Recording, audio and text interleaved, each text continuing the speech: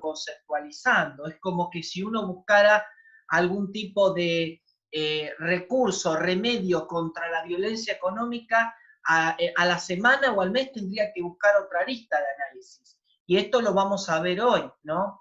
Porque si bien, insisto, hay colegas que escucharon la charla, ahí Ana se mueve para todos lados, hoy la estoy viendo a Ana que se mueve para todos lados. Pero lo importante es hacer eso, un encuentro ameno. Yo estoy acá con las pantuflas, con el pijama, porque en realidad uno lo hace con un disfrute poder charlar y dar este tipo de actividades. Ustedes, ya que los que no me conocen, las que no me conocen, saben que soy bastante profesor ciruela. ¿Qué quiere decir? Soy mucho de repetir las cosas y rearmar para que se entienda. Insisto hasta el último minuto para que se entienda la actividad. O sea que en eso soy bastante insistidor, ¿viste? Se van a dar cuenta. Pero eso a propósito para poder ir fijando criterios y conceptos. Voy a dejar un espacio bastante amplio para las preguntas, pero primero voy presentando los temas y después ustedes van preguntando y yo los voy a ir orientando y los vamos a ir siguiendo, ¿sí? Veo que hay muchísima gente, la verdad que es importante también que hay mucha gente conectada con ganas de seguir aprendiendo, incluso en este contexto que es un contexto de muchísima, vamos a decir, por ahí incertidumbre, y bueno, pero me parece bueno seguir haciendo este tipo de actividades, ¿no? Por otro lado, antes que me olvide, quiero dejar también como otro canal de comunicación, yo tengo mi red social Facebook, que es Diego Ortiz Uva, así que si a alguna le interesa y a alguno le interesa, me manda, y bueno, y por ahí también la podemos seguir con otro tipo de actividades u otro tipo de tarea o algo que interese, ¿no? Vamos a arrancar, vamos a arrancar. Nosotros vamos a hablar un tema que se llama violencia económica. Cada más o menos 10 minutos, 15, pónganme si se escucha bien, porque a veces pasa que uno se le corta la comunicación y como la charla es media hilada, hay una continuidad, no quiero que se pierda el ritmo de lo que estamos charlando. Primero, cuando hablamos de violencia económica, esto es obvio que lo voy a hacer, esto es obvio. Yo voy a arrancar con el marco normativo. El marco normativo yo sé que más de una lo tienen claro, pero para el que no lo tienen claro, no la tienen claro, por lo menos mencionar algunas viñetas. Para arrancar con el marco normativo, podríamos empezar con la Convención CEDAW, el primer instrumento internacional que menciona a la mujer como un sujeto de una situación de discriminación. No tiene la palabra género, pero habla del tema del sexo. O sea que el concepto de género fue, a medida, desde el marco normativo, fue incorporado posteriormente, ¿sí? Recordemos que la Convención CEDAW cumple 35 años desde su ratificación y Argentina la ha hecho ley. Recordemos que con la reforma de la Constitución Nacional del año 94, por vía del artículo 75, inciso 22, la CEDAW está incorporada en el plexo normativo como tratado con jerarquía constitucional. O sea que el artículo 16, vamos a ahondar acá, establece que los estados que son parte de la convención van a asegurar los mismos derechos a cada uno de los cónyuges en materia de propiedad, compra, gestión, administración, goce y disposición de los mismos. Ustedes pensarán, bueno, Diego, esta convención se quedó un poco atrasada. Recordemos que varios países son parte de la CEDAW, y más allá de eso, cada país tiene una realidad jurídica en materia de derecho patrimonial entre cónyuges diferente. O sea que en Argentina, hasta el año 87, estaba el régimen de divorcio anterior, con la ley 2393. Recién con la 23515 hay una reforma más sustancial en materia de divorcio vincular.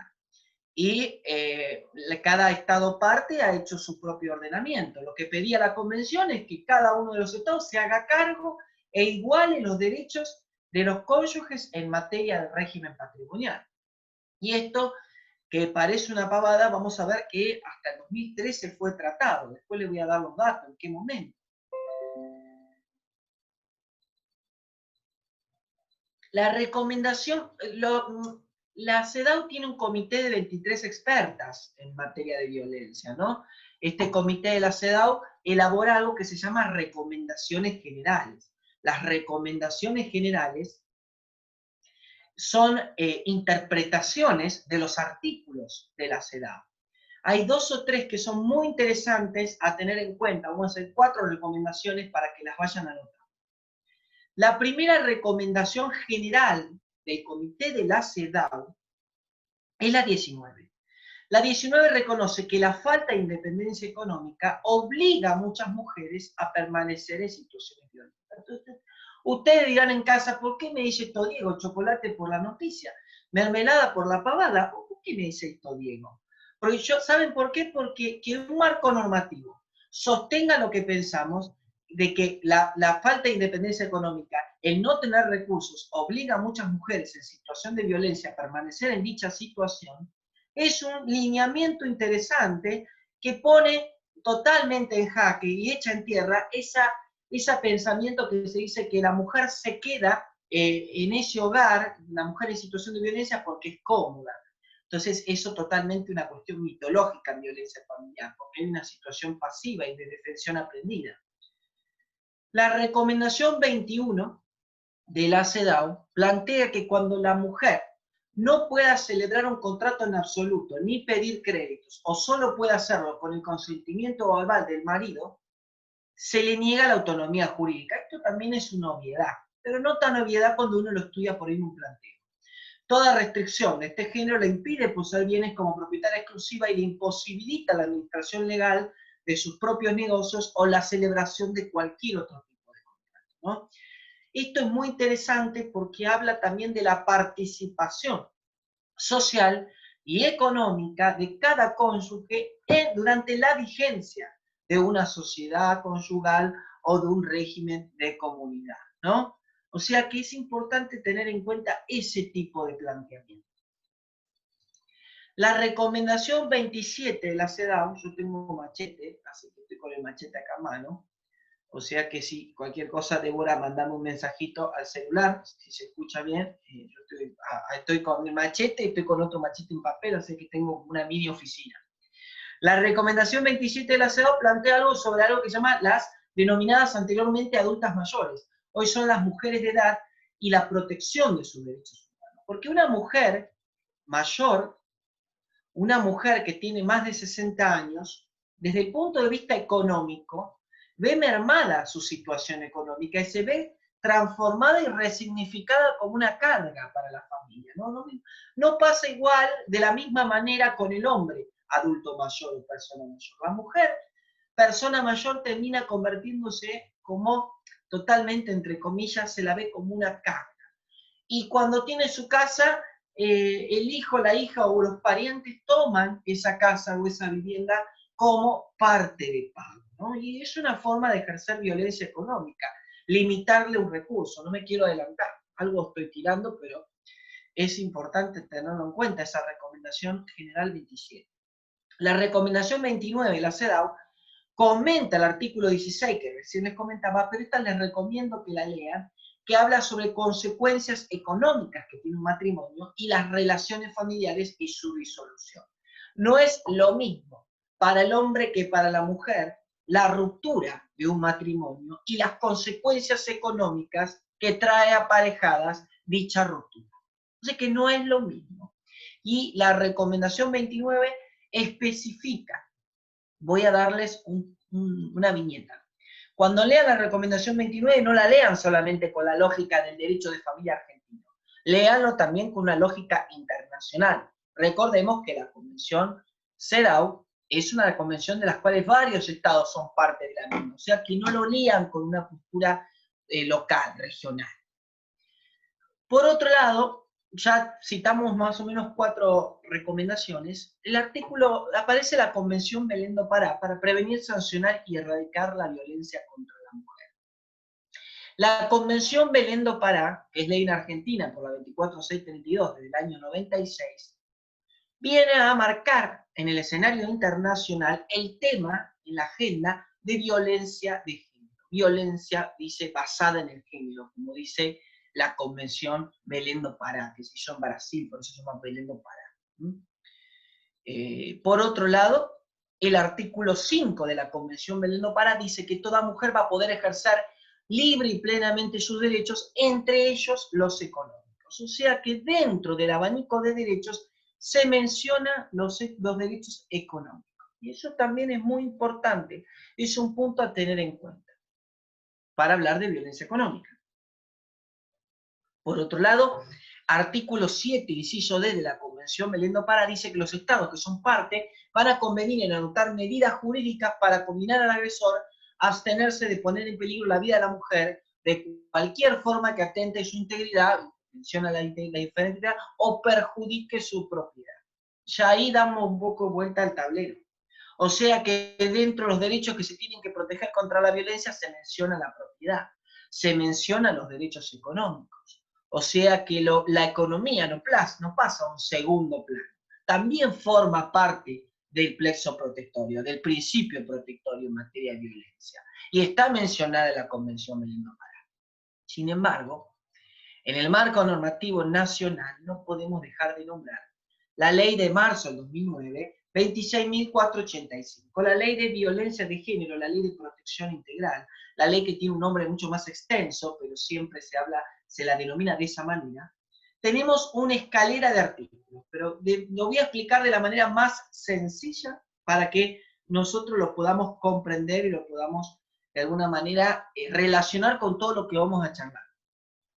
Artículo 3, 4, 5 y 6. Esos artículos lo tienen que utilizar. ¿En qué parte? El artículo 3 plantea, dentro de los derechos reconocidos, se refiere a la integridad económica o patrimonial. Ya ahí la menciona. El artículo 4, cuando conceptualiza qué es violencia contra las mujeres, habla de que es cualquier conducta, acción o omisión basada en una relación desigual de poder que afecta, entre otros bienes, la integridad, y ahí menciona económica o patrimonial. El artículo 5, dentro de la tipología de violencia, conceptualiza la violencia económica o patrimonial y dice que es un menoscabo de recursos económicos o patrimoniales y da diferentes supuestos. Dentro de esos 4 supuestos vamos a analizar 3. Perturbar la posesión, tenencia o propiedad de sus bienes.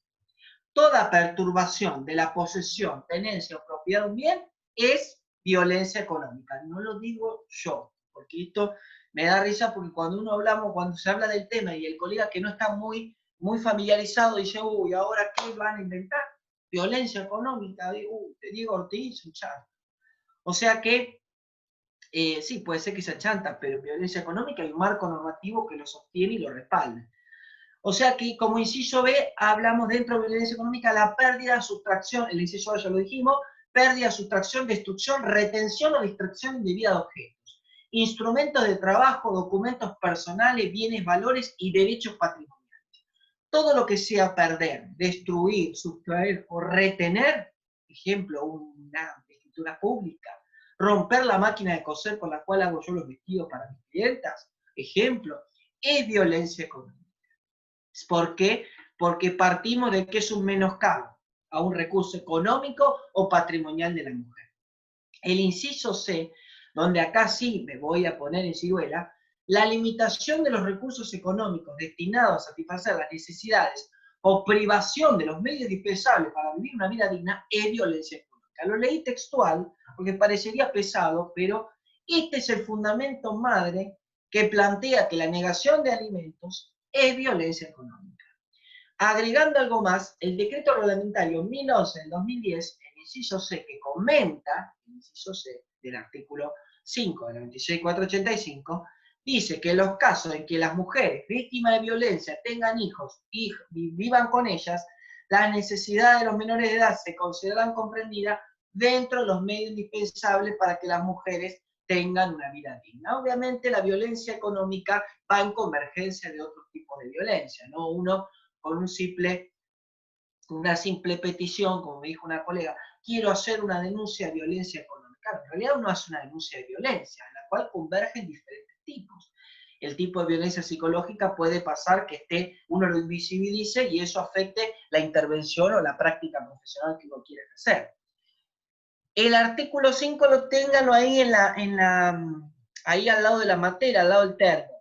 El artículo 6 el artículo 6 habla de modalidades de violencia.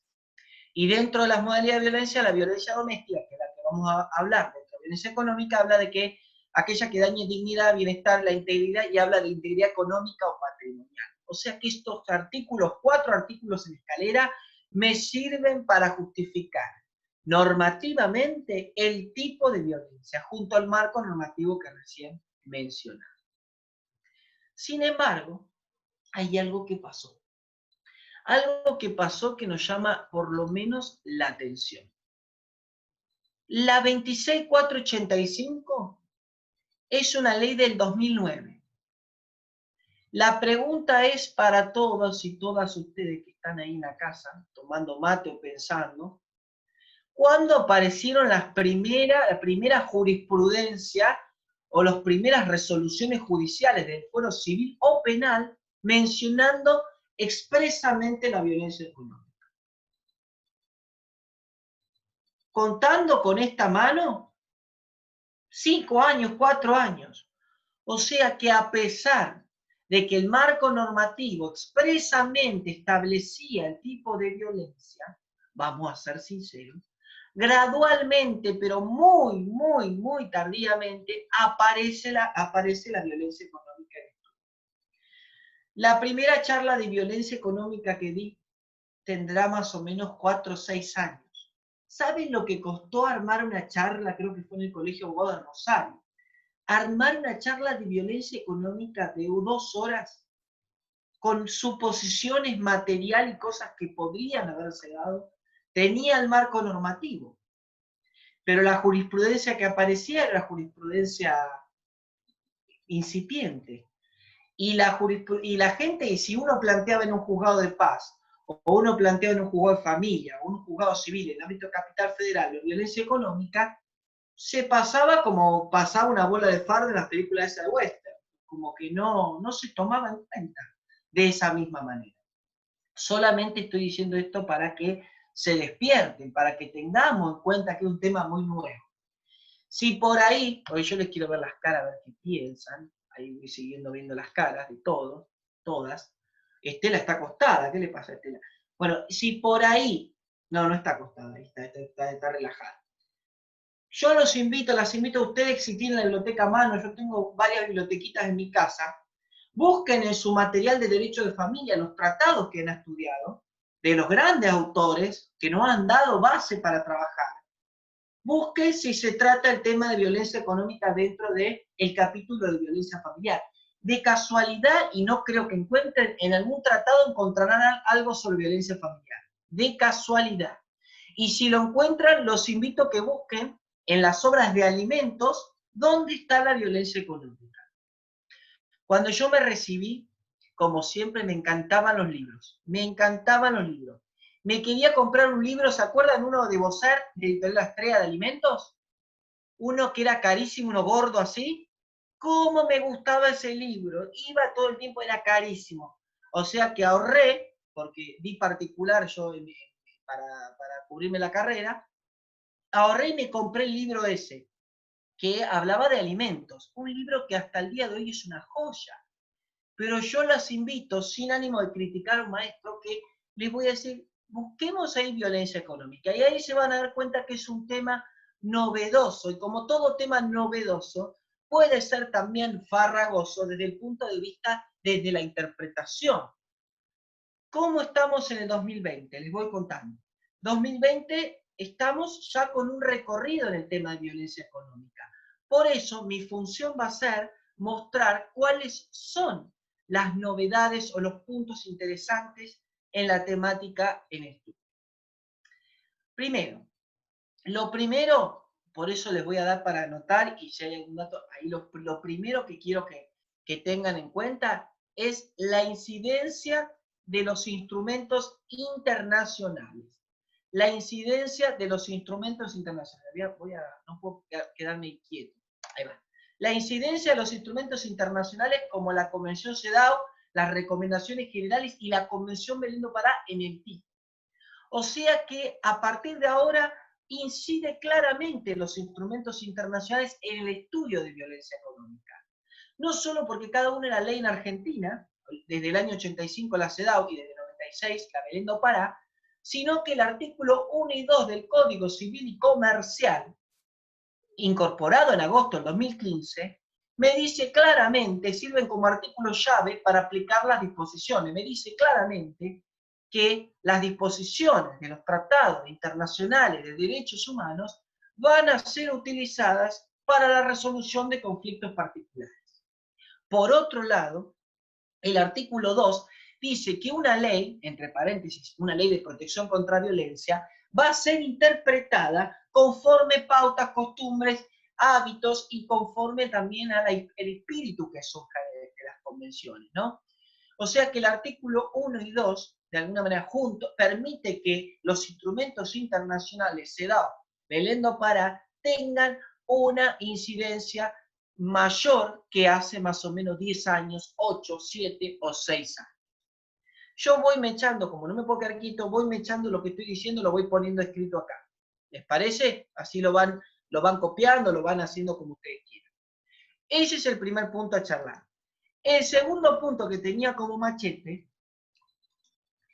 es, no solo se toma instrumentos específicos,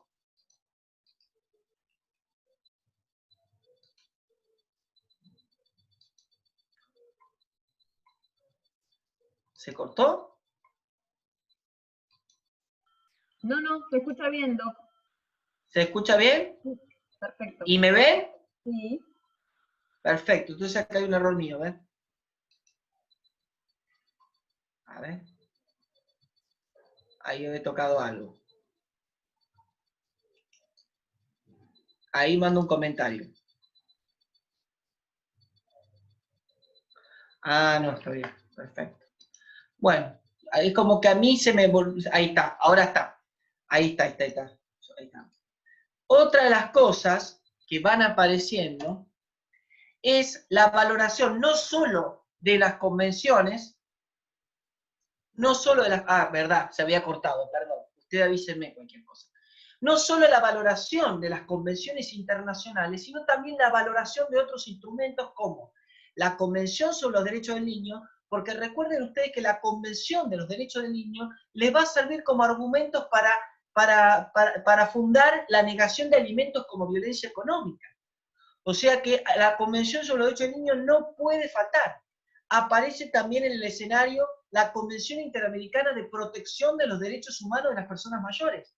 O sea que si hablamos de una persona mayor en situación de violencia económica, no podemos dejar de citar la Convención Interamericana de Protección. ¿Saben cuándo apareció la Convención Interamericana? Hace 2 o 3 años. 3 años, 2017, creo que noviembre, octubre de 2017. Aparece otro instrumento, las 100 reglas de Brasilia. Las 100 reglas de Brasilia sobre acceso a justicia de personas en condición de vulnerabilidad incluye a determinadas personas en esa categoría y explica el fundamento de su inclusión. No habla de 100 reglas de Brasilia sobre acceso a justicia a vulnerables, sino que habla de una persona que se encuentra en un íter, en una condición de vulnerabilidad, como por ejemplo la vulnerabilidad económica. Y eso lo dice las reglas de Brasilia. Otro dato cerecita, la acordada 5 del 2009 de la Corte Suprema de Justicia le da importancia a las reglas de Brasilia y dice que es una guía de actuación, es una guía de interpretación. Imagínense todo la actualidad del tipo de violencia que uno tiene cuando tiene que trabajar en un caso y cuando habla de violencia económica. Esto lo insisto porque hay mucho material que no conocíamos, me incluyo, porque uno se hace canchero dando charlas de violencia, pero en la cancha, ¿cómo hacemos en la cancha? Tenemos que estar ahí constantemente analizando el caso y el supuesto particular, con el marco normativo y fundamental que lo sostiene, ¿no? Eso, insisto, con el marco normativo, por eso puse los puntos que van apareciendo. Llaman de 2 puntos, ¿no? Acuérdense, incidencia de los instrumentos internacionales y valoración de otros instrumentos. El otro punto habla de la reconceptualización e interpretación constante del tipo. Acá estamos hablando, voy a ponerlo, así lo notan, acá estamos hablando de que hablar de violencia económica hace 10 años, 8, 7 años, no es lo mismo que en la actualidad. Y voy a dar ejemplos, porque ahora estamos presenciando leer fallos con diferentes aplicaciones. Un ejemplo es cuando se atiende al sujeto de protección, el caso de un niño o niña adolescente. Y si hablamos de negación de alimentos, hace unos años se ve más patente que la negación de alimentos es una situación de violencia económica. Estará en ustedes fundamentar por qué. ¿Por qué? Porque hay una cuestión intencional, hay una cuestión caprichosa y negador del incumplidor, que incumple incluso al haber acordado y al haber homologado un acuerdo, así todo incumple, deliberadamente se sale de los trabajos para eludir su obligación alimentaria. Entonces también tengamos en cuenta cómo va recambiando y reconceptualizando la negación de alimentos como violencia económica. Voy a aclarar algo. No todo proceso de alimento es considerado como violencia económica. No vayan corriendo ahora a sus alimentos y vayan y copien, o con el liquid paper ponemos ahora violencia económica. Cada uno de nosotros, nosotras tenemos que analizar el supuesto para cuadrar en el tipo. Generalmente el supuesto dijimos que converge con distintos tipos de violencia, y en eso hay que estar sumamente atento para poder configurar un caso. Un día me dice una colega, cuando daba la charla de violencia económica, no sé si en San Nicolás o en algún lugar de violencia económica, creo que en Necochea, ahí tengo varios amigos, amigas, dice, bueno, pero acá me dice, ¿cómo hago yo para marcar esto? Porque yo puse el marco normativo y puse los hechos. Mi pregunta ingenua fue, ¿pero relacionaste el marco normativo y cotejaste con el supuesto para decir que por eso es violencia económica? Y la colega se hizo cri-cri como diciendo, y creo que sí, que se entendió. No, acá gente, colega, ustedes lo saben muy bien. Nosotros somos profesionales también de la palabra. Nosotros decimos, sostenemos, fundamentamos con jurisprudencia, doctrina y material. Es fundamental no dejar el marco normativo solo sin la interpretación del supuesto y cotejándolo con lo que pasa. Y eso es fundamental. Y ahí me pongo a retarlo, porque muchas veces en el fragor de la tarea, que yo sé que la tarea es cotidiana, es rutinaria, uno va gastando sus zapatos en tribunales o en cualquier área que esté trabajando, si trabaja en relación de dependencia, y a veces uno dice, bueno, vamos a copiar, pegar, acá Diego mandó un material, que esto, aquello, y eso para mí hay que trabajarlo de otra manera. Otro ejemplo de reconceptualización se da en el caso de personas mayores con respecto a la limitación de recursos como vivienda. Yo fui a dar unas charlas de violencia económica al programa Proteger de Personas Mayores en Ciudad Autónoma de Buenos Aires. Tenía que dar violencia económica hacia personas mayores y primero que dije, para dejar en claro cualquier duda, la violencia económica hacia personas mayores no es la misma que la violencia económica hacia una persona que no es adulta mayor. Entonces quedaron pensando, ¿por qué? Primero, porque la limitación de recursos, como la vivienda, es algo que suele dar, generalmente se da en estos supuestos. El despojo de bienes muebles, la apropiación de la jubilación, como un acto de violencia económica, se da en este tipo de supuestos y con este sujeto de protección. Por eso, en materia ya general, se habla del concepto de resolución integral. El artículo 9 de la ley 5420 del ámbito de la Ciudad Autónoma de Buenos Aires plantea ese concepto, ¿no? Y el artículo 5420 plantea el concepto de resolución integral.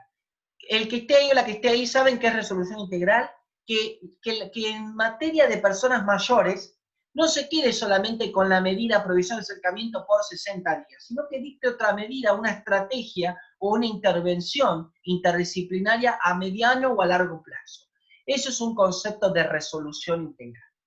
Yo los voy a invitar, la 5420, que es específica de personas mayores en situación de violencia, pero es para el ámbito de Capital Federal, en provincia no está la ley, da un concepto de violencia totalmente distinto. De violencia económica, dice maltrato económico o patrimonial. Yo se los voy a poner acá, artículo 5D de la ley 5420 de violencia, que habla de violencia económica. Acá. Este es el artículo, esto no es otro punto, Miren lo que dice el artículo.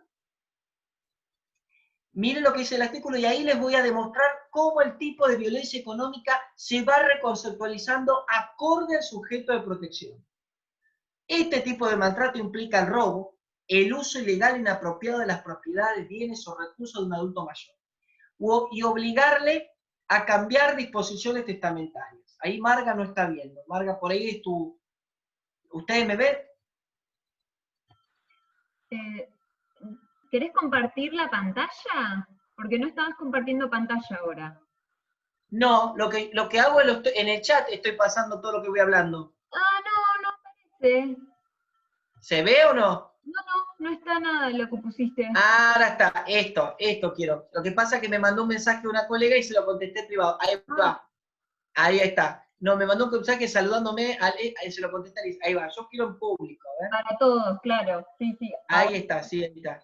Ahí va, y se lo pongo. Esto es lo que yo quiero, porque yo tengo el machete a mano. Ahí va. Si llega usted me dicen, quiero el concepto acá, Ahí va. ¿Llegó? Sí, doctor. ¿Llegó ahí?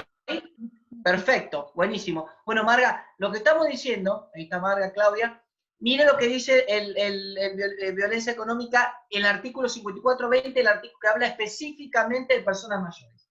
Este tipo de maltrato implica el robo, el uso ilegal e inapropiado de las propiedades, bienes o recursos de un adulto mayor. Y acá viene obligarle a cambiar una disposición testamentaria. Esto es típico de estos supuestos. Tiene 83 años, tiene 84 años, y se le pide que cambie una disposición testamentaria en contra de su voluntad, con el solo efecto de apropiarse de sus recursos, que den por resultado un perjuicio para él y un beneficio para otra persona. El chat, nos referimos, Marta, al chat de costado de Zoom. Fíjate que hay un chat al costado. Si no se ve, después cualquier cosa lo pasa. Lo que estamos diciendo es que, miren el concepto ese, lo ponen a mano para que así lo lean. La aplicación de este tipo de violencia es específica para la temática y novedosa. Bueno, ¿por qué? Miren si el concepto tiene términos de otras ramas del derecho. Habla del derecho penal al mencionar el delito especial de robo. ¿Se entiende? Un concepto de violencia económica hacia persona mayor menciona un delito como un acto de violencia económica. Y ustedes dirán, y esto digo, ¿a mí qué me importa? Yo quiero tomar mate, que termine la charla y quiero tomar mate con churros. Que un concepto de violencia económica mencione un delito, ¿qué significa? Que si en el fuero penal se discute y se dirime un delito como robo, más allá de la estructura, de la tipicidad de ese delito, los fundamentos pueden ser utilizados en una ley de protección contra la violencia. O sea que también piensen en eso. Por otro lado, también el concepto habla del derecho sucesorio, al plantear como maltrato la obligación del cambio de las disposiciones testamentarias. O sea que ustedes van a tener que agarrar derecho sucesorio y hablar, buscar el capítulo de interpretación de disposiciones testamentarias, del tema de la capacidad, van a tener que estudiar eso también para hablar de violencia económica en ese supuesto. Y implica también recurrir a términos de dichas ramas, pero no podemos olvidar el análisis integral de este contexto, es decir, la interpretación acorde a la situación circundante, lo que está pasando. O sea que es importante esa definición. Téngala en la mesita de luz, la definición está al costadito, ahí a mano, téngala ahí a mano porque es una definición para el supuesto que les va a servir. Otro instrumento que se agrega para analizar esta definición, redefinición del tipo de violencia acorde al sujeto, en este caso persona mayor, la nombré recién. Convención Interamericana de Protección de los Derechos Humanos de las Personas Mayores. Esto sirvió de elemento para la autoridad judicial para conceptualizar el tipo de violencia específico en casos de personas mayores. Y dos fallos muy interesantes, el fallo juzgado de paz de Mocoretá y Burucuyá, que los juzgados de paz correntinos de Mocoretá y Burucuyá, ¿saben lo que hicieron? Dijeron, no queda otra que aplicar la Convención Interamericana en este supuesto, en la cual la persona mayor, en un caso de 88 años, había sido víctima de violencia económica de parte de sus parientes. Vivía en condiciones deplorables, piso de tierra, sin cuchillo, tenedor ni artículos de higiene, de la cual, entre los actos de violencia económica, uno de los sobrinos se había casado con ella para obtener el rédito de la pensión que ella percibía. Otros parientes habían pedido un préstamo en el Banco de Corrientes de 1.900 pesos, firmado con la firma supuesta de ella, cuando en realidad ella no sabía firmar. Más actos de violencia económica que esto bajo la órbita de la Convención Interamericana, no podemos decir. O sea que ha servido este instrumento en la actualidad para poder dar lugar a este tipo de violencia, ¿sí? O sea, lo que quiero decir, lo que quiero reformular, es que el tipo de violencia se va reconceptualizando y reinterpretando constantemente. Supónganse que yo me voy con un amigo, con una amiga, Alejandra y Ariel. Vamos los tres a dar una charla de violencia económica sin haber estudiado nada. Los tres vamos a hacer la plancha, con el solo objeto de comer gratis y pasar la bomba. Alejandra, Ariel y yo, vámonos. Y leemos el concepto del artículo 5 de violencia económica. Más de uno va a preguntar, ¿pero esto se aplica? Lo que nosotros actualmente tenemos que decir, sí se aplica, pero no solo lo va redefiniendo, sino que lo va reinterpretando, va tomando los supuestos y lo va plasmando en la realidad, ¿sí? O sea que los fallos Marga de Mocoretá y Burucuyá son del 2017, 2018. No tengo a mano la cita porque tengo mucho machete sin papel y algún machete así escrito en compu, que es lo que voy pasando. Pero cualquier cosa, en Facebook nos comunicamos y veo cómo te los puedo hacer llegar. Igual al que le interesa, ¿no? Perfecto. Ahí va. Por otro lado, otra viñeta que voy a tener en cuenta, quiero que la anotemos, por favor. La violencia económica se empieza a detectar en otros tipos, en otros objetos. El tipo de violencia económica se va detectando en otros supuestos, no queda solamente en un supuesto, en un proceso de un fuero determinado, sino que empieza el tipo de violencia va siendo detectado en diferentes procesos de familia, y esto nos tenemos que dar cuenta. No solamente la violencia económica está siendo estudiada en los casos de denuncia de violencia familiar o procedimiento de violencia familiar. No solamente en estos supuestos, sino que estamos estudiando la violencia económica en procesos de alimento, prestación alimentaria. Voy poniendo diferentes objetos porque cada uno lo nombra, cada provincia lo nombra de diferente manera. Fijación de una cuota de alimentos provisorio, ejecución de sentencia, incidente de aumento de cuota alimentaria, nulidad matrimonial, compensación económica. Se habla de violencia económica ahora en estos procesos.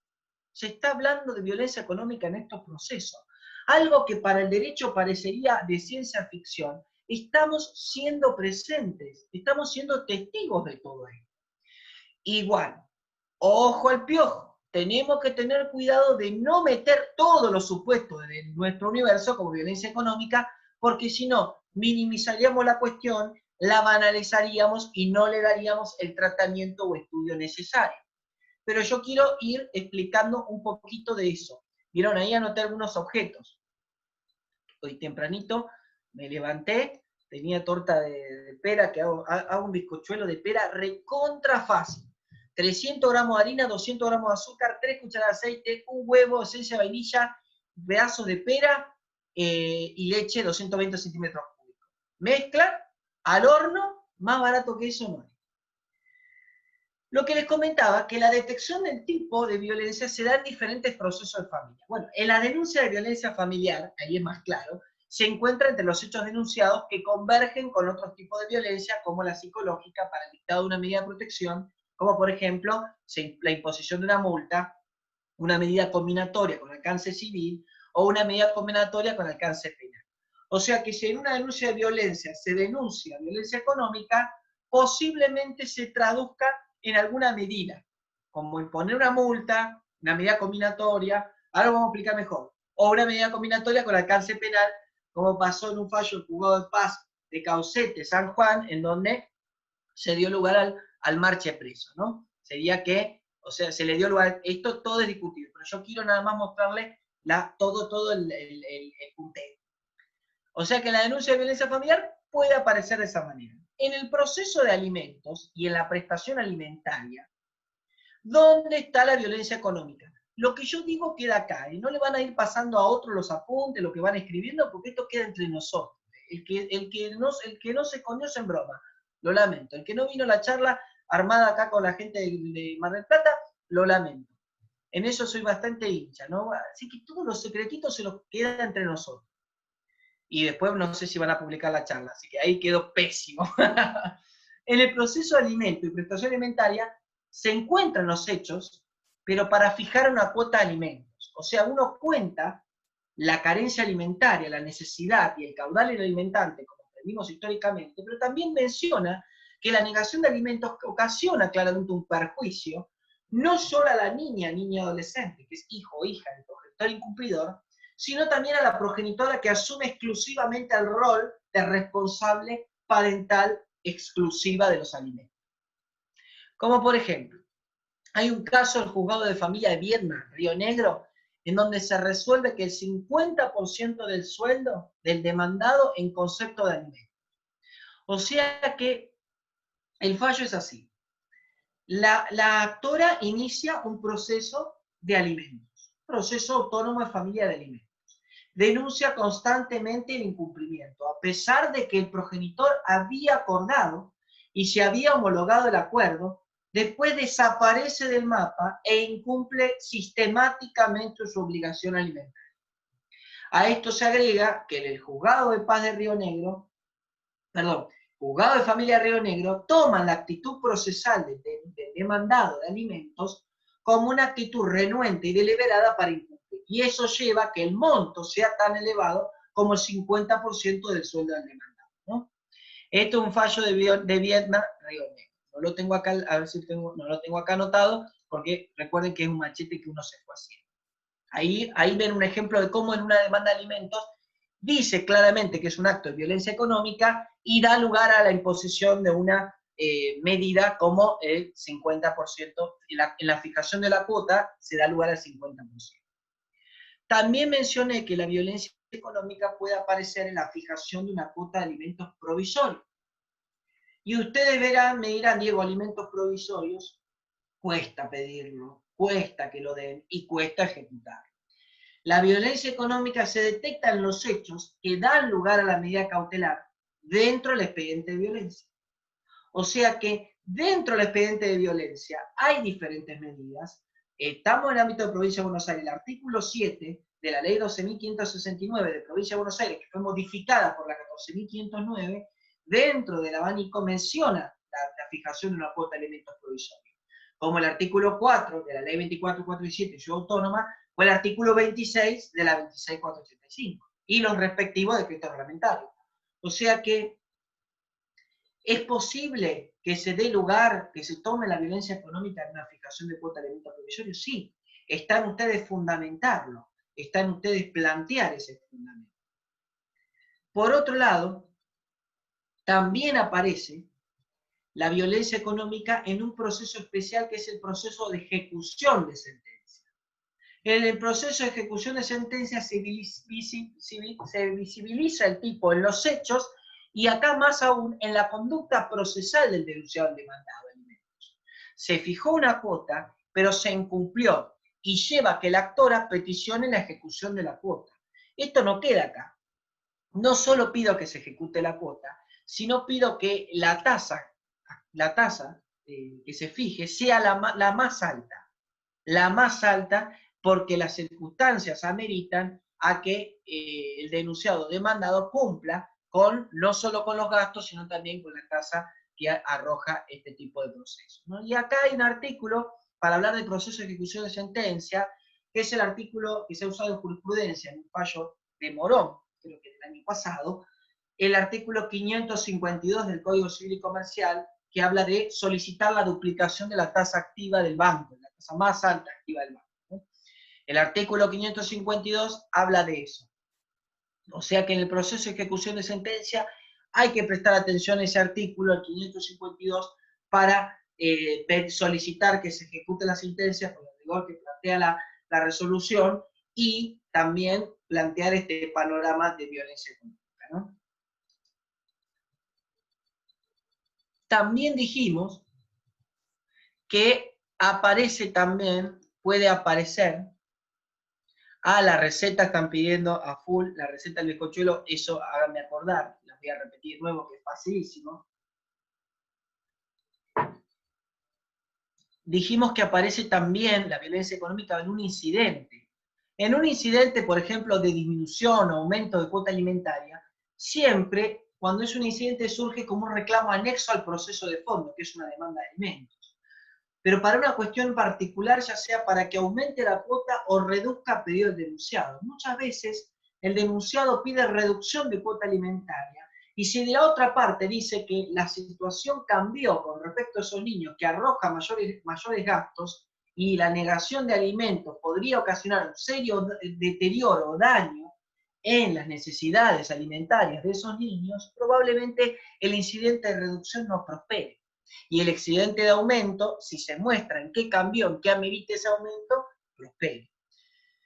Y dije también que la violencia económica puede aparecer en un proceso de nulidad matrimonial. Y acá el proceso de nulidad se detecta también de nulidad en las causas de nulidad. ¿Se acuerdan que cuando estudiamos Derecho de Familia había causa de nulidad matrimonial, errores en las cualidades personales del contrayente? Bueno, hay un fallo de la Capital Federal, de Cámara Nacional, de Cámara Civil y Apelaciones de la Capital Federal, que menciona un caso en el cual se casó la actora con el demandado y al mes, a las semanas, el demandado empieza a despojarla constantemente de los bienes, de los inmuebles, de los autos que tenía la actora, y en menos de 3 semanas la había despojado de todo y le había prohibido que tome la medicación, esto generando un claro ejemplo de violencia económica. Ustedes pensarán, errores personales del contrayente, sí, porque en realidad la finalidad, lo que quiere decir el fallo, es que la finalidad del matrimonio no llega a cumplirse, puesto que el contrayente tenía una finalidad totalmente distinta, o de una finalidad de despojar a la actora de su bien, ¿no? Se casó con el señor, y era el señor y los hijos constantemente, ellos se encargaban de ir dilapidando de los bienes a esta mujer, donde el señor ya había sido denunciado por violencia por otra pareja, ¿no? Y es muy interesante el fallo porque, no lo tengo acá la cita, después cualquier cosa me lo piden, no acá, pero me lo piden en otro momento, lo buscaré, muy interesante la cita del fallo, es que dice que durante ese lapso, cuando estuvo casada, que después se dio lugar a la nulidad matrimonial, no la aislaba completamente para seguir despojándola de los bienes. La amiga o el hermano no la veían bien, o sea que esto era una situación de violencia constante que vivía. Eso para que ustedes vean la gravedad del caso. Por otro lado, dije también que la violencia económica puede aparecer en la fijación de una compensación económica. Y ustedes dicen, ¿qué tiene que ver una cosa con otra? Y cabe aclarar que cuando hablamos de un proceso de fijación de compensación económica, se tienen que cumplir las pautas o presupuestos para dar lugar. No estoy diciendo que compensación económica sea sinónimo de violencia económica, pero uso como fallo, un fallo de Neuquén. Este fallo de Neuquén fue muy conocido. En este fallo fue muy conocido porque, a ver, lo que le voy a pedir a Débora que me lea, por favor, el fallo. Así tomo un poquito de agua, acá lo tengo, lo voy pasando a todos. Ahí vamos a pasarlo a todos. Ahí va. ¿Les llegó? Es cortito, ¿eh? No es, yo nada más hice un extracto del fallo, ¿sí? Dale. Es un extracto del fallo. ¿Se ve bien, Débora? Sí, sí. Miren, presten atención a una cosa nada más. Pues, por favor, si te animás a leerlo, así yo te voy parando en lo que quiero, por favor. Dale. En este fallo, la actora manifiesta que se retiró de la vivienda con su hija debido a los malos tratos recibidos por parte del demandado. Espérame, por favor, ahí. Acá es un tema claro, es que este fallo fue famoso porque se discutió los 6 meses. ¿Se acuerdan los 6 meses de caducidad? El fallo de Neuquén fue famoso por eso. Yo me puse a analizar qué pasó con esa mujer, cuál fue el contexto de esa mujer que tuvo que huir del hogar por situaciones de violencia. Y cuando leí qué fue lo que pasó, descubrí que había situaciones de violencia económica. Ahí está el punto. Por favor, Débora. Señala que su situación de vulnerabilidad era extrema, no contando con ningún tipo de ingreso para vivir, por lo cual aceptó la cuota alimentaria ofrecida. Ahí paramos. Ahí paramos un segundo. ¿Vieron ahí el supuesto de violencia económica? Que la voluntad de esta persona estaba diezmada por la situación, lo que llevaría a que la persona no huye voluntariamente diciendo me voy a una casa a Montecarlo. La persona huye en un contexto de violencia y no se puede tomar ese plazo de 6 meses cuando uno huye de esa manera. Perdón que te interrumpa. Ahora sí, seguimos un poquito más. Bien. Solicita que se entienda que una separación en situación de violencia no es lo mismo que en una normal, ya que su parte carecía de medios y elementos para efectuar antes el reclamo. Además de que todas sus pertenencias e incluso documentación debió ser nuevamente solicitada, ya que el demandado no le entregó en forma voluntaria sus efectos personales ni documentación. Paremos ahí. Imagínense ustedes, recién al principio de la charla dijimos que la limitación, la retención, la disposición de una documentación es violencia económica. ¿Se acuerdan que leímos hoy, cuando leímos el concepto de violencia económica? Está diciendo que la mujer huye así. Imagínate, Estela, vos así con los anteojos, levantate y andate de la casa. Totalmente vulnerada, ahí se va de la charla. Totalmente vulnerada, sin documentación. ¿Ustedes tienen la documentación a mano ahora? Yo no, yo estoy con pantufla, estoy con las pantuflas. No, para nada, para nada. O sea que imagínense el contexto en el cual se da esta situación. Le retiene la documentación, le retiene las partidas de nacimiento, el DNI, le retiene todo para que la persona vaya y pueda ejercer algún derecho. Imagínense ustedes, yo no tendría, ahora si salgo no tendría ni para una habitación de hotel de una noche.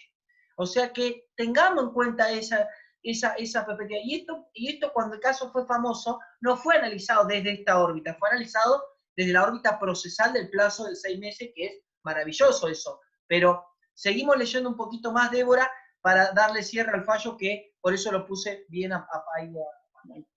Desde esta perspectiva, dada la especial situación de violencia que se deriva de los hechos denunciados, la inestabilidad del grupo familiar en esos momentos y el estado de vulnerabilidad que atravesaba la peticionante, el cómputo del plazo de caducidad para el ejercicio de la acción de compensación no pudo iniciar el mismo 6 del 2 del 2017.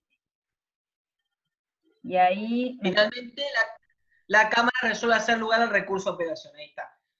O sea que finalmente se da lugar al recurso, la Cámara resuelve el recurso. Acá le voy a poner la cita del fallo, porque más de uno va a preguntar, y me parece maravilloso que pregunte, porque eso da lugar al interés. La voy a poner acá, si es muy exiguo el plazo.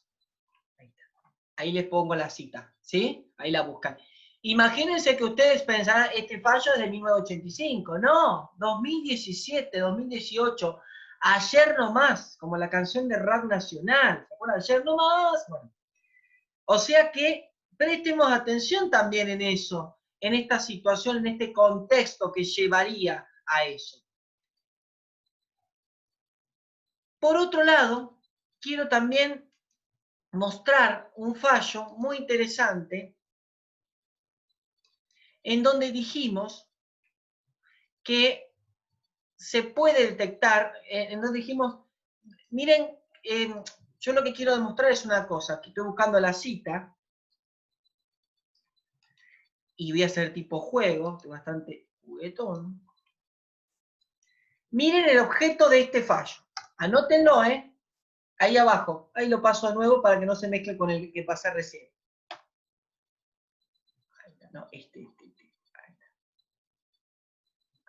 ¿Lo ven acá? A ver, para lo paso. ¿Se ve? Copiar. Ahí está. Y paso lo va a practicar. Ahí está. Ahí va. Sí. Presten atención a ese fallo. Un fallo de Chipoletti, Río Negro. El objeto del fallo es incidente de aumento de cuota alimentaria. ¿Saben qué resolvió la jueza en un incidente? Este es el fallo de Río Negro y Chipoletti que resolvió la jueza el arresto los fines de semana.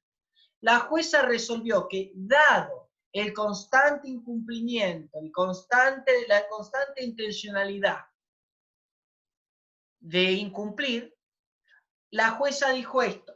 Me pregunto cuál es la razón de este proceder de muchos progenitores cuyos incumplimientos generan los innumerables expedientes radicados en los juzgados de familias a partir de la ruptura de las parejas y los ingentes esfuerzos por hacer efectiva la satisfacción del derecho alimentario de tantos niños, que debería satisfacerse de modo voluntario, y considero que la misma estriba en el hecho de que en nuestra sociedad las tareas de cuidado que realizan las mujeres son invisibilizadas, naturalizándose la visión de la mujer como proveedora de cuidado como si fuera esto una asignación de tipo biológica.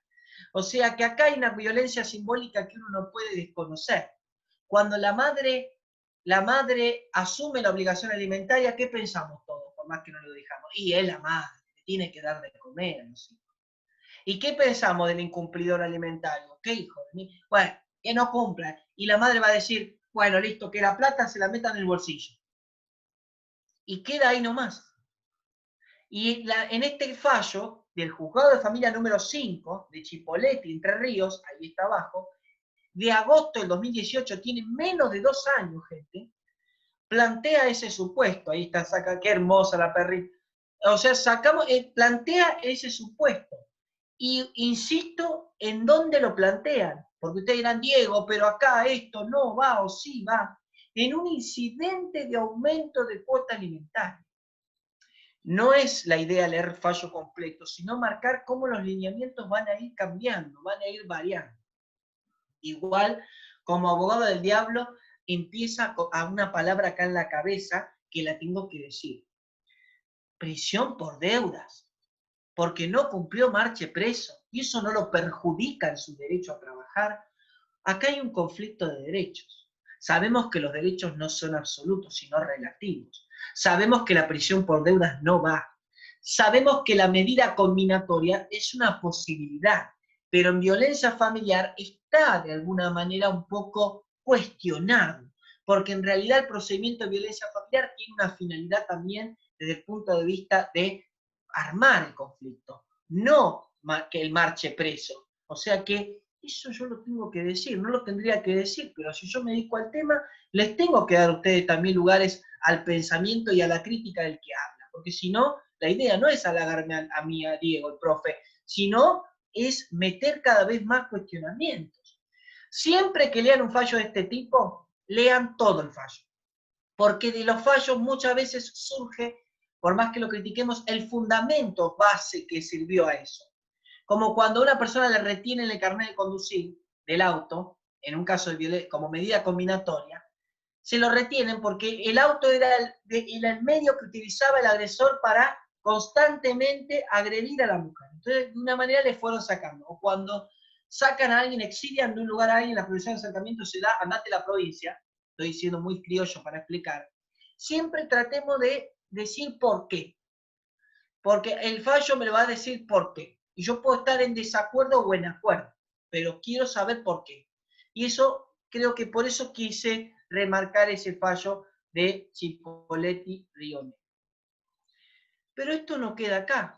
Yo con esto les voy a romper la cabeza, porque van a quedar con ganas de seguir analizando. Esto no queda acá. A ver acá. Ahí está. También el tipo de violencia empieza a aparecer no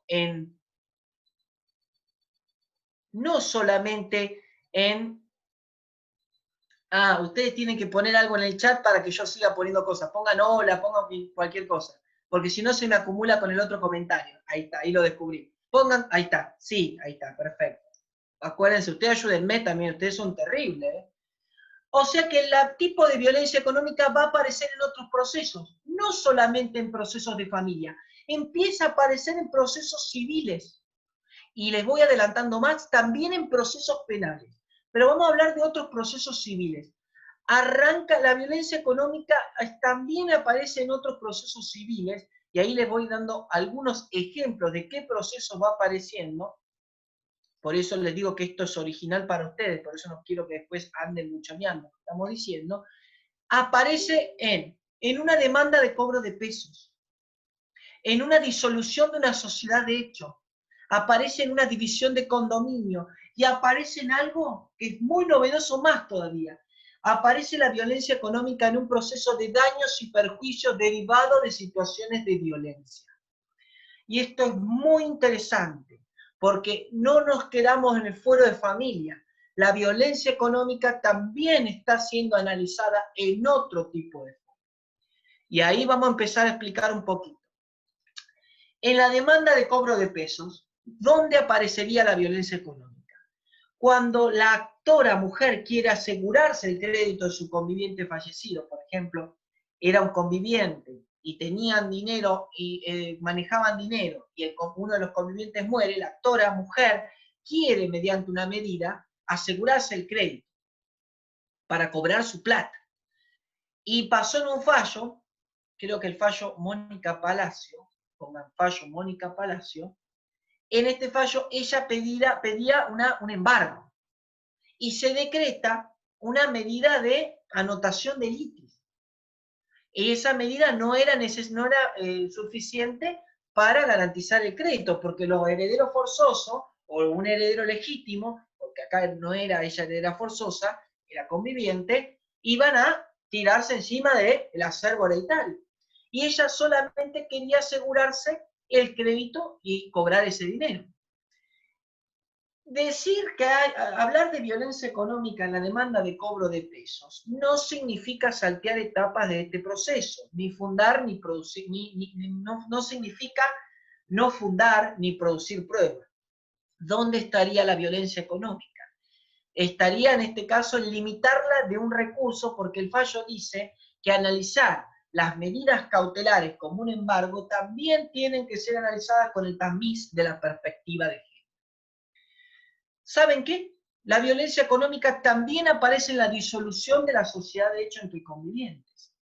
¿En qué momento? Para poder gozar de la mitad de los aportes realizados a la sociedad. Derecho que es desconocido por el hombre conviviente o los herederos forzosos o ilegítimos del mismo. Débora y yo nos ponemos de novio. Entre los dos hacemos perfumes artesanales y jabones. Nuestra sociedad de hecho. Débora toda la noche, durante años, se pasa haciendo jabones de aceite de glicerina, todo, jabones de coco, todo. Pero la cara del jabón es Diego. El famoso, el especialista soy yo. O sea que yo soy el que va y reparte en las charlas los jabones. Y si yo saco la plata de lo que ganamos con los jabones, yo lo pongo, compro cosas, compro auto a nombre de Diego. La titularidad registral va a ser del macho, de Diego. Débora se va a quedar trabajando meses, semanas y años durante la empresa Jabones. Su aporte, obligación de ser, va a ser invisibilizado. Por otro lado, ya que somos novios, ya que somos convivientes y todo lo demás, no vas a pretender ganar un sueldo, Débora, a ver qué contesta. No vas a querer ganar un sueldo.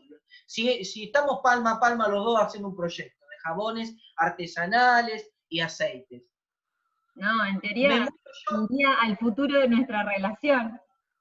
Nunca Imagínense, nada más. claro, se termina la convivencia, bueno, te quiero mucho, Débora, la verdad que el amor se terminó, pero yo gozo de todas las ganancias que obtuve de nuestro proyecto, y Débora, ¿con qué se queda? Con nada, nada. Lo peor es que si yo me muero, mis padres, que son herederos forzosos y no tenemos hijos ni nada, van a gozar tranquilamente de eso. Y Débora va a pedir la disolución de la sociedad de hecho. Entonces voy a decir, mis padres, yo voy a estar muerto, o voy a estar vivo, puede ser, vamos a cambiar. ¿Qué quieres gozar? Nada vas a gozar si vos no, ¿cómo vas a probar algo? Esto no significa que ella no acredite que ella aportó, que ella tuvo contacto con proveedores, que atendió gente, que ella fue a comprar productos y aceites y glicerina y el coco y todo lo demás, que ella tenga facturas de que ella no gozaba de un sueldo ni de un beneficio previsional. Eso no significa eso. El análisis con perspectiva de género, desde el punto de vista del tipo de violencia económica, se da que la limitan al recurso vigente en la sociedad, y cuando ella quiere gozar y pedir que se disuelva la sociedad 50 y 50, con los herederos forzosos, conmigo, no lo va a poder hacer. Miren si no hay violencia económica en el caso de Débora y mío. La historia de amor terminó muy mal, porque ella económicamente puso años en ese proyecto en común. Y eso se va a llevar nada. Y esto hay un fallo, Narciso Kipildor, de Santa Cruz, que dice claramente, no es justo porque la mujer en el fragor del proyecto goza de las ganancias, pero en el momento, perdón, en favor del proyecto tiene que trabajar, aporte, obligación de hacer, pero al momento de gozar de las ganancias no es socia, o sea que es socia para una cosa, pero no es socia para otra. Ese es el fallo de Narciso Kipildor. Kipildor con Castro, es un fallo de Santa Cruz, Río Gallegos. Fallo, Narciso Kipildor con la señora Castro. Búsquenlo. Si no lo encuentran, me dicen después. También, para aclarar eso, bueno, aclaramos también dónde está la violencia económica. Lo hice con un ejemplo muy casero con Débora y conmigo. También aparece en el proceso que algo de derechos reales, división de condominio, algo que estudiamos derechos reales, ¿se acuerdan? El muro encaballado, el muro forzoso, ¿se acuerdan? Que a mí me gustaba derechos reales, yo estudiaba con el libro de Marina Mariani Vidal, que es de derechos reales, y estudiaba de eso. La verdad que con la doctora Facio estudiaba, me acuerdo. Pero en la división de condominio, ¿dónde aparece? División de condominio pretende generalmente el actor que quiere desconocer derechos de la mujer, quiere desconocer la existencia de una sociedad. Entonces dice, mis papás dicen, está bien, Débora, ¿querés reclamar? Bueno, de la casita esa, que sale 10 pesos, ahí dividimos el condominio de esa casita, pero no de las ganancias que trajo la venta de jabones y aceites, de aceites naturales. Solamente se divide ese bien, que acá no hay negocio para Débora para nada. O sea que en la división de economía la suele solicitar el valor conviviente o quienes niegan la participación societaria de Débora en el negocio. O sea, niegan la existencia de un proyecto en común. ¿Quieren que les siga rompiendo la cabeza? La violencia económica no solo aparece en los procesos de familia o en procesos civiles. ¿Saben una cosa? La violencia económica aparece también en procesos penales. En procesos penales. Ahí va el... Y ahí está la explicación que ahí armé el pachete tempranito. ¿Cómo aparecería la violencia económica en el proceso penal? Por ejemplo, cuando se configura el delito de estafa o de daño del artículo 139. O hay fallos en los cuales se declaró la inconstitucionalidad de oficio del artículo 185. Si yo me caso con Alejandra y yo cometo un acto desde el punto de vista patrimonial con ella, el artículo 185 me absolvía de cualquier delito, porque estábamos casados. O sea que por la teoría de la insignificancia y de la armonía que existía en la familia, no discutamos cuestiones patrimoniales, me absuelve de cualquier pena. Eso es el artículo 185. Pero surgieron dos fallos que pusieron en jaque este artículo. Dos fallos señeros, debe haber más, pero dos fallos señeros. Esos fallos que la fueron remando. Anoten, fallo Reyes con Montero y fallo Tomaselli. Fallo Reyes con Montero y fallo Tomaselli, que ahora se lo explico rapidísimo. Fallo Reyes con Montero, el voto del doctor Gustavo Hornos dice claramente, esto es un caso que tiene que ser analizado con perspectiva de género. Y habla y pasa revista por todo lo que significa la violencia económica.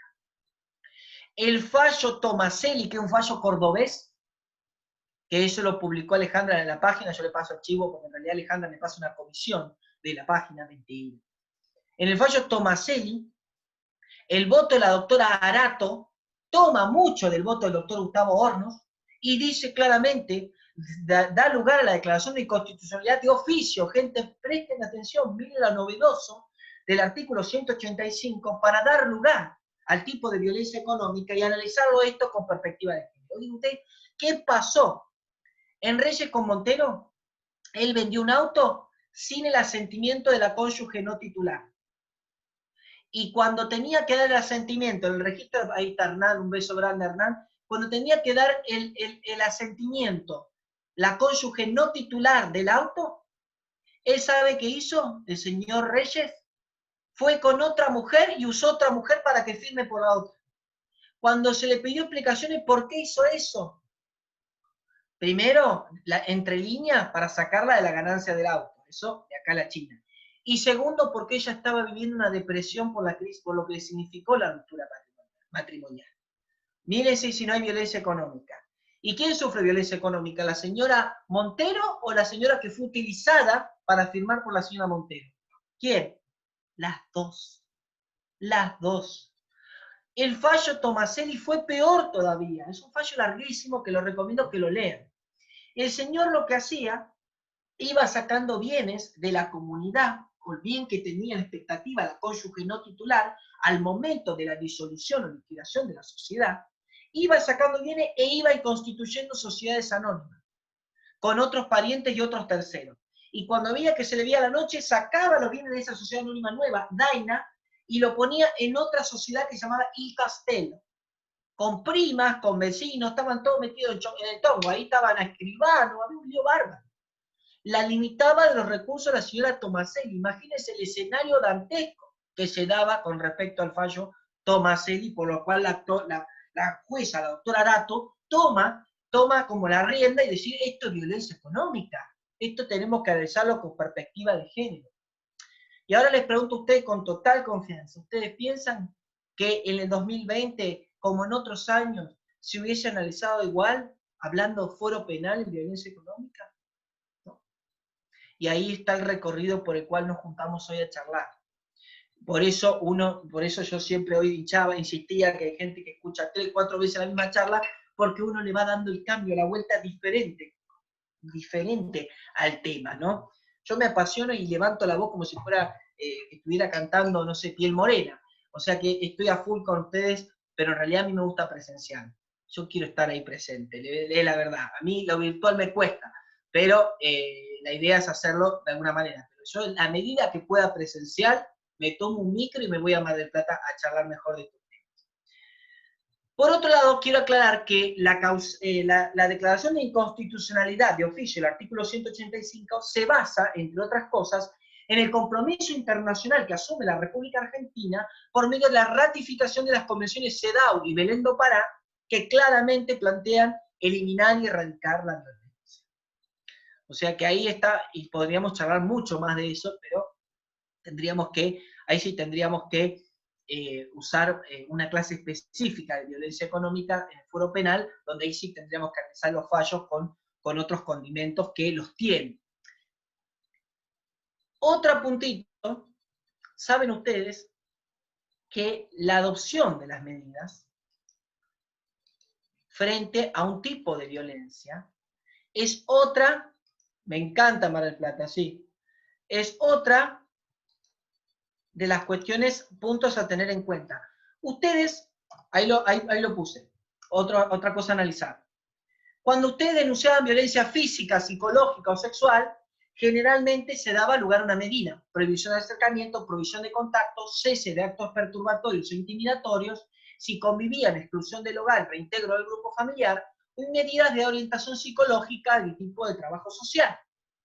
Sin embargo, les pregunto, cuando se denunciaba violencia económica, ¿qué pasaba hace unos años? ¿Cric, cric? Nada.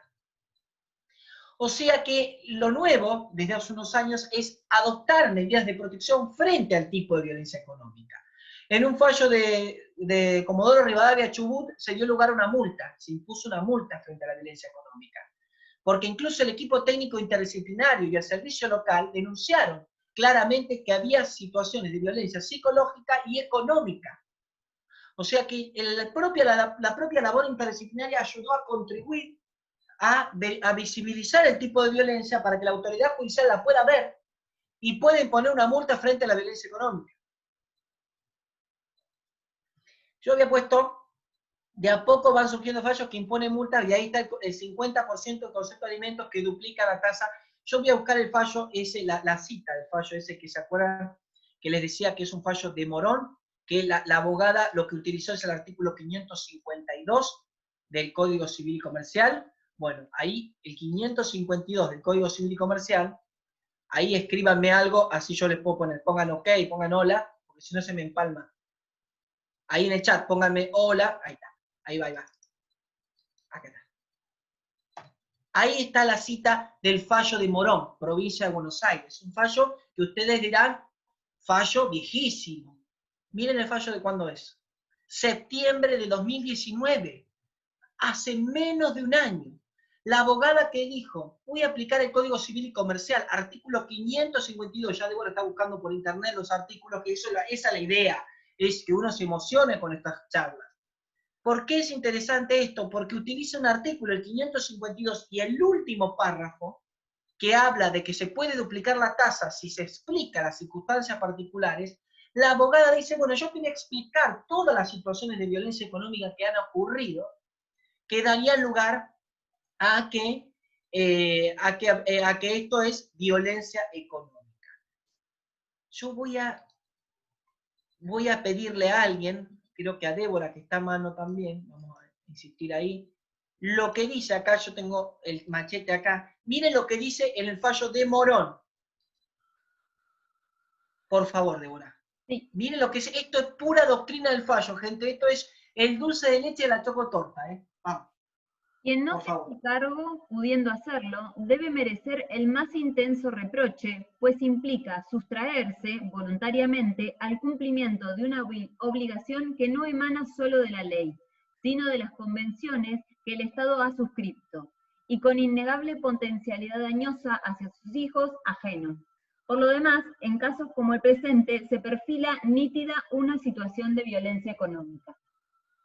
En un proceso de ejecución de sentencia, en la cual se plantee claramente la palabra violencia económica, fundamentándola en las convenciones, habla de hijos ajenos, no hijos ajenos de ellos, ajenos al conflicto familiar, ¿sí? Ahí está la aclaración, porque yo uso nada más, hago la escritura del fallo, al fallo yo lo interpreto y lo contamino con la interpretación como podemos hacer nosotros, pero el fallo es ese.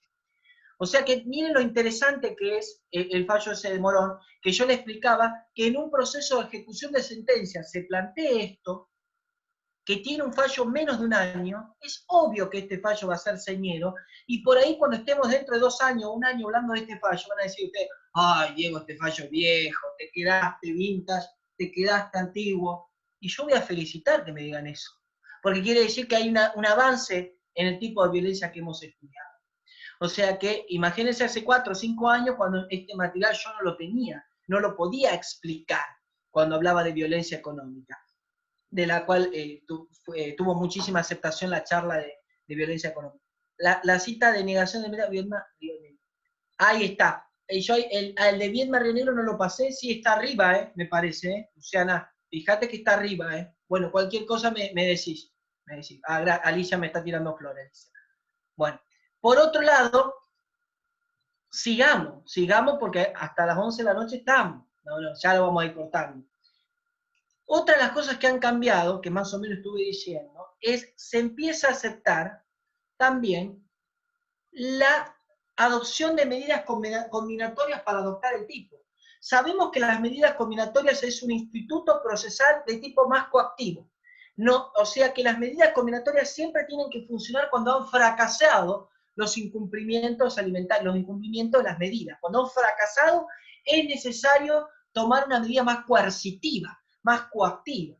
O sea que, y empezar a hablar de medidas combinatorias para frenar la violencia económica es muy interesante. Uno es el fallo del cerrajero, en la cual le clausura el negocio, en donde son fallos un poco, por ahí un fallo un poco también lesivo de los derechos, pero volvemos a decir, estas medidas son medidas que se toman cuando las instancias para compeler el cumplimiento no han funcionado, ¿sí? Escríbanme algo ahí que yo les voy a poner otra frutilla al postre. Aquí el conchulador. Miren este fallo, acá, Ficha Constitución Santa Fe. Dice, la conducta omisiva del señor constituye además un acto de violencia de género contra la señora. Ahí menciona que la negación de alimentos no es solamente contra los chicos, sino también contra la mujer. De por sí el incumplimiento alimentario constituye un modo particular de violencia de género en la familia, pues ocasiona un deterioro en la situación socioeconómica de la mujer que repercute negativamente al limitar los recursos destinados a satisfacer las necesidades que deben cubrirse y la priva de los medios indispensables para afrontar una vida con dignidad. Se le da lugar a un plazo de 5 días para abonar el monto. Miren cuánto debía, 537.500 pesos. Si vencido ese plazo no abona la suma, tiene que abonar en concepto de medida combinatoria 500 pesos por cada día de retraso hasta que lo efectivice. Esto es un fallo de diciembre del 2017, menos de 3 años.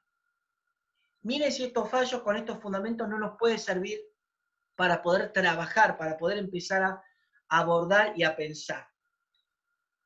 Por otra parte, quiero aclarar que también, y quiero dejarles, para ir terminando un poquito y darle lugar a las preguntas, ¿saben una cosa? La violencia económica también se verifica en el proceso de daños y perjuicios. Daños y perjuicios derivados de situaciones de violencia económica. Bueno, en Luciana vemos el de Río Negro, no te preocupes. Daños y perjuicios derivados de una situación de violencia económica. Ya hablar de daños y perjuicios derivados de una situación de violencia ya era una innovación. Imagínense una cosa. El artículo 35 de la 26485 del 35 habilita la posibilidad de reclamar daños y perjuicios derivados de situaciones de violencia conforme a los presupuestos generales de responsabilidad. Imagínense hablar 2020 de daño y perjuicio derivado de situaciones de violencia económica. Ustedes preguntarán, ¿hay fallos? Y acá viene el fallo, más fallo que utiliza el postre que yo tengo acá, uno de los primeros fallos que les voy a contar el backstage, el detrás de escena de este fallo, muy interesante, anoten la cita. El primer fallo que se anima a hablar de cuestiones de violencia económica y daños y perjuicios, que es un fallo señero, no quiero decir que no haya otros, fallo de la Cámara Nacional de Apelaciones de Necochea, del 2017. Era un fallo de daños y perjuicios y también de reconocimiento paterno-filial de un niño que tenía una enfermedad genética y al momento de la resolución muere. Era un niño en la cual pedía claramente que cumpla con su labor alimentaria y que los daños y perjuicios ocasionados también no solo al niño, sino también a la madre. Imagínense, tenía una enfermedad genética que irrogaba gastos extraordinarios de salud. La mujer tenía que trabajar doble turno y pedir préstamo a los demás. El hombre, por lo tanto, para nada cumplía con su labor alimentaria. Se negaba sistemáticamente a presentarse en cualquier instancia procesal, judicial o extrajudicial. De esa manera se da lugar a la indemnización de daños y perjuicios y el análisis fue este. La violencia dijimos que es cualquier conducta, acción u omisión. En este caso hubo omisión. El artículo 4 que conceptualiza la violencia define que la violencia es cualquier conducta basada en una relación de poder que afecta a la integridad y mención económica o patrimonial. Artículo 5, inciso C, dijimos que la negación de alimentos es violencia económica. Todo ese entramado de artículos, cotejando con la plataforma fáctica, con los hechos, da lugar a la concesión de daños y perjuicios. Da lugar a este tipo de daños. Y voy a contar un caso de una pareja que también quiero que lo tengan en cuenta. Se lo voy a contar muy cortito porque quiero dejar lugar a las preguntas y también a descansar un poquito la voz, porque levanté tanto la voz que parece que hubiese cantado 3 horas chacarera, ¿no? Ahí me ponen algún comentario, así les pongo el fallo, porque si no se empalma con el otro. Pongan hola. Ahí está. Va. No, este no es, acá. Este quiero yo. El fallo quiero, vamos. Ahí está. Pónganme un comentario. Tengo 2 diapositivas abiertas, tengo un lío bárbaro. Ahí va. Ahí está el fallo. Este fallo es muy interesante. Novillo con Filomeno sobre daños y perjuicios. La mujer vivía en un contexto de violencia con el señor Filomeno. Le dice, por favor, andate de mi casa. Le presto un departamento cercano para que se vaya, creo que contigo. En el departamento él se dijo que se iba a quedar unos meses, se quedó cantidad de años. Creo que 2 o 3 años. La violencia no terminó, porque claro, la violencia no termina diciéndole al agresor, te presto algo. La violencia continuó. Entonces, como la violencia continuó, ella tuvo que hacer otra denuncia de violencia pidiendo que le devuelvan el departamento que había dado un comodato, que había prestado. Cuando entran al departamento, literalmente le destruye el departamento, le rompe todo. Ella había puesto un termotanque nuevo y él lo reemplaza por uno viejo. Corta las instalaciones eléctricas, las conexiones de gas, rompe la baranda, destruye todo. La jueza de primera instancia esto lo toma como diciendo, y bueno, se fueron deteriorando por el uso goce normal de las cosas. De hecho, acá no hay daño moral, el rubro de daño moral no hay, sino que hay un daño material y todo lo demás. La persona, novillo, dice, no, esto no es así. Recurre y va hasta la Cámara. Los jueces de Cámara dicen, esto no puede ser entendido como un simple caso contractual, de una cuestión de un comodato. Acá hay un contexto de violencia que no se puede soslayar, porque acá hay un claro ejemplo de violencia económica. Recordemos que la destrucción de un bien es violencia económica. Y este fallo, que no es tan conocido, por eso les decía, no le vayan regalando el material a nadie, que ahí está publicado en la revista de Pensamiento Civil, es un fallo que fue publicado en el 2017, son fallos relativamente nuevos, que es un fallo que tiene menos de 4 años, y es interesante analizarlo también desde ese punto de vista, y leer el voto de los jueces de Cámara, que toman nuevamente su puesto, dan nuevamente la mesa, levantan nuevamente la mesa y hablan de violencia económica. Y para terminar,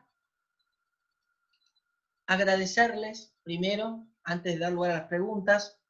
Yo sé que soy medio pesado, porque soy bastante de repetir y rearmar cosas para que se entiendan, y una de las formas de visibilizar en la justicia este tipo de violencia es a través de los fallos, a través de la doctrina, a través de los aportes y a través de las preguntas que van a hacer ahora. Nuestro rol va a ser analizar cómo está todo el tema, reconociendo que pasó de la oscuridad a una redefinición constante con los riesgos que ello puede implicar, y estamos dispuestos, incluso ahora charlando un ratito en esta actividad, dispuestos a asumir. Muchísimas gracias y muchas gracias por el cariño, porque me están mandando por privado un montón de mensajes y no sé si uno los merece, pero muy contento, muy feliz de participar. Ahí me mandan mensajes. ¿Alguna preguntita? Estoy con la voz un poquito tomada, así que alguna preguntita, háganme lo que quieran, no hay problema. Débora, si querés moderar las preguntas. Dale, si quieren, aquellos que tengan alguna pregunta la pueden volcar en el chat y yo las voy leyendo, pero me estuve fijando que en el chat hasta ahora no hay ninguna pregunta. Ha sido muy, muy claro, Diego, la verdad. Y te agradecemos desde el instituto. La receta de la torta quiere. ¿Les cuento la receta de la torta? Eso es verdad. Violencia económica entre parientes solamente. Ahí está la pregunta de Marga. Violencia económica entre parientes. Tengamos en cuenta, Marga, que la violencia económica la estamos analizando dentro de la modalidad de violencia familiar.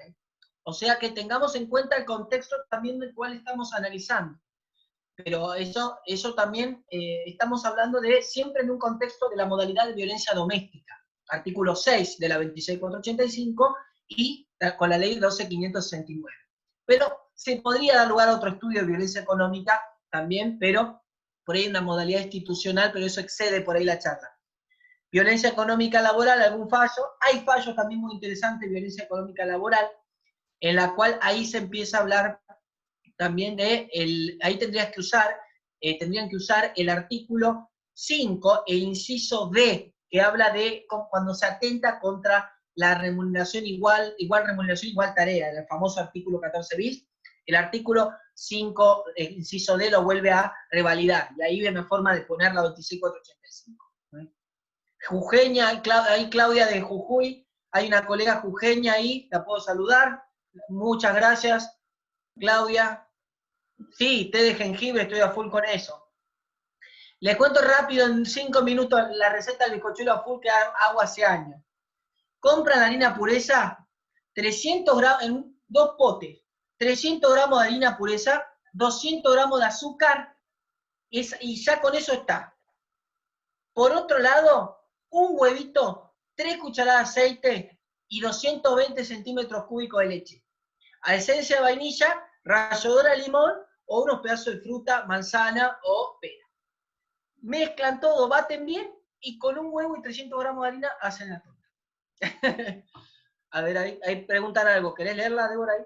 Dale, ahí preguntan, en cuanto a violencia económica, ¿las resoluciones judiciales que fijan alimentos provisorios irrisorios no constituyen una forma de violencia institucional que que robustece o acompaña una situación de violencia económica? En realidad, ahí estaríamos hablando de la otra modalidad, que es la violencia institucional. Obviamente sí podríamos hablar de violencia institucional en un contexto de violencia de género, ¿no? La responsabilidad que existe de parte de los operadores de garantizar el derecho alimentario, ¿sí? Esto se puede dar también, creo que hay algún que otro fallo en el contravencional penal y de faltas de ciudad autónoma, para dar un ejemplo cualquiera, en el foro administrativo, limitar de un recurso podría dar lugar a una situación de violencia económica. Pero sí, por supuesto que se puede dar. Yo no quiero cerrar los temas de que no se puede dar. Lo que siempre les pido, por favor, que seamos atentos y cuidadosos con el tema que estamos aprendiendo. Porque si queremos poner cualquier cosa, mala praxis, violencia económica, ya ahí desvirtuaríamos todo lo que estamos tratando de armar. Imagínense que poca gente sabe de lo que se trata la violencia económica, desde el punto de vista que lo estuvimos charlando hoy. Por eso es importante uno ejercer una labor docente dentro del ámbito del derecho de explicar por qué una cosa, por qué otra. Y hay gente que ha tenido mucha suerte con esto, en el sentido que sus planteos han prosperado, porque lo han hecho con respeto, lo han hecho tratando de hacer mal las cosas, y hay jueces y juezas muy comprometidos también. La realidad es esa. Yo he tenido alumnos y alumnas jueces y juezas en Salta y de juezas del fuero especializado en violencia, Tartagal, Orán. Y bueno, es así, uno se dedica a esto con mucha pasión y de mi parte mucho agradecimiento. Yo siempre me emociono, porque soy bastante maricón, me emociono mucho porque uno lo hace con mucho cariño, uno prepara las charlas, ustedes saben que estas charlas se preparan con mucho tiempo, por más que uno las repita, porque uno no puede repetir lo mismo, porque uno está comprometido con todo esto. O sea que, y les voy a contar algo rápido, no se vayan. Hoy, analizando algo, surge un nuevo fallo para hablar de violencia económica. Lo digo despacito para que ustedes no se lo pasen a nadie. Se habla de violencia económica. ¿Se cortó? ¿Me escuchan? Sí, sí, se escucha, Diego. Lo único que no Pero, te podemos ver es ahí, la cámara me parece que no. Ahora sí, ahí perfecto. Ahí, a ver. Ahí está. ¿Saben cómo cambia todo esto? Salió un fallo hoy en la cual un señor pide que no se le dé que la mujer, no hace falta que la mujer dé el asentimiento, que la cónyuge no titular, porque la mujer tiene un padecimiento mental. En donde los jueces de cámara dicen, y claro, ese padecimiento mental hace que se la tenga que proteger y no se da lugar al asentimiento por orden de la autoridad judicial. ¿Se entiende? Y esto ahí recién le estuve poniendo, ahí le puse la cita. Esto estamos hablando que salió recién, en Microjuris, el sitio de hoy. Por eso no lo puedo analizar con otra extensión, pero esto para demostrarle a ustedes que esto va cambiando. Porque no hablamos también de la mujer que tiene algún padecimiento mental o que tiene un padecimiento físico. No hablamos de eso. Y que el hombre que hizo, como no, ella no le quiso dar el asentimiento, lo pidió la autoridad judicial. La Cámara dice no, la que tiene que ser protegida, dado el contexto, ¿quién es? La mujer que tiene un padecimiento mental, salvo que se prueba que no se vulnere el interés familiar, que eso lo vemos quedado en dicho familia. Y con eso, Débora, la verdad que es una forma de mostrarles que tenemos que seguir charlando y hablando de esto. Genial y económica la torta, me ponen en privado.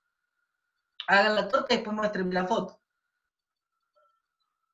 Así que no sé si hay alguna otra pregunta para... Ah, no, porque a ustedes no les llegó el fallo, les llegó a Alicia, ahora se los paso. Ahí está, ustedes todos me dicen que sí, porque quedaron contentos, ahora se los paso. Ahí va, ahí va, ahí va. ¿Dónde está? Me parece que se le cortó, no lo tengo más al doctor Lula. A ver si no te figura, ¿no? No, se le cortó. Es que puede ser por la extensión también. Sí, sí, seguro. A ver si lo podemos recuperar. Esperamos unos minutitos y a ver si vuelve a entrar. Ya le... Qué macana. A ver.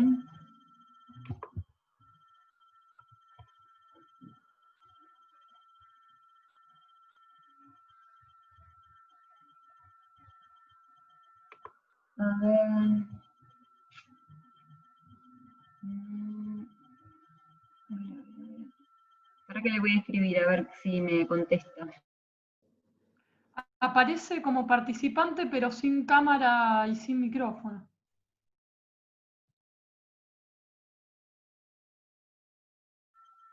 Ahí me escribió que se le cortó.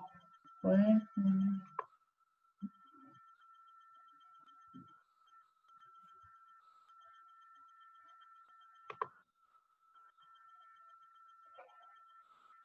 A ver.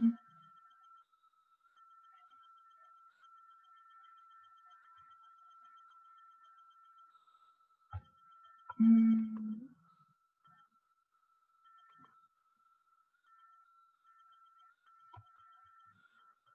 a ver.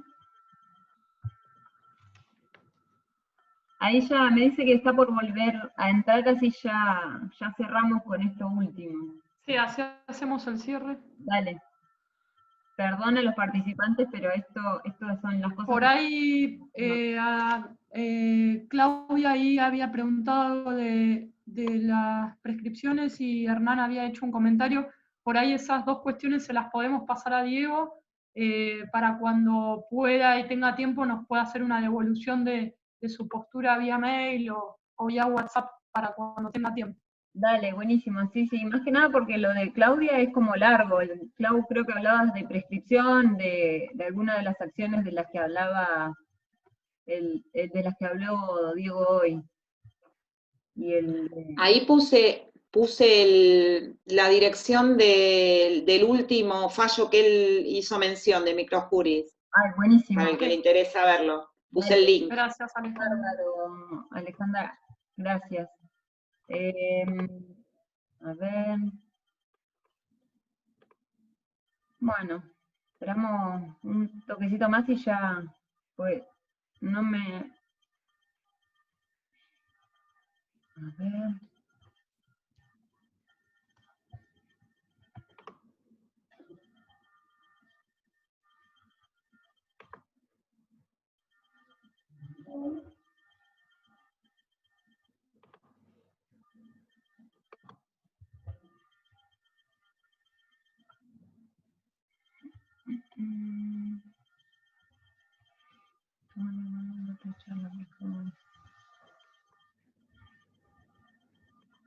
Sí, para Marga Costa, sí, el doctor está convocado en el calendario nuestro del instituto también para finales de año. Así que seguramente si cuando quiera va a participar y cuando pueda va a participar nuevamente. La idea es que trabaje, es que pueda volver a los encuentros en el colegio. Bueno, Lu, fíjate, si querés. Ah, ahí entra, a ver si. Buenísimo.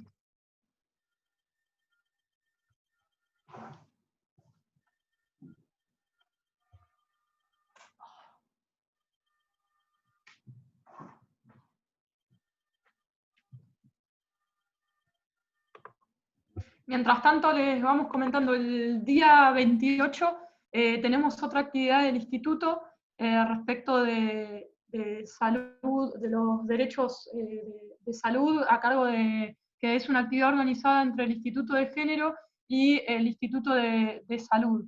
Es una actividad que va a tener inicio a las 15 horas y las disertantes son la doctora Mabel Bianco y Marisa Eisenberg. Va a ser una charla súper enriquecedora, así que va a empezar puntual por las agendas de cada una de las disertantes, así que bueno, la que esté interesada, que esté interesado, estamos difundiendo el flyer por redes, y después el 3 de junio tenemos otra actividad también del instituto respecto de la aplicación de la ley de identidad de género. Es un panel interdisciplinario que va a estar súper interesante también, y es importante que nos interioricemos en todos los aspectos de justamente de lo multidisciplinario de la ley de identidad de género. Así que también son bienvenidos, y también entre hoy y mañana vamos a estar largando el flyer de difusión de esa actividad.